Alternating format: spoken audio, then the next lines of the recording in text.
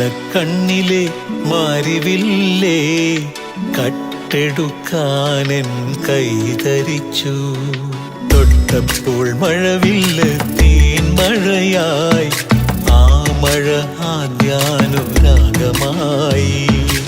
ഇതുവരെ അറിയാത്ത നൊമ്പരമെൻ ആത്മാവിൽ ഞാനറിഞ്ഞു. അരുവിയായി പല വഴി അലഞ്ഞതെല്ലാം അഴകേ നിന്നരികിലേക്കായിരുന്നു.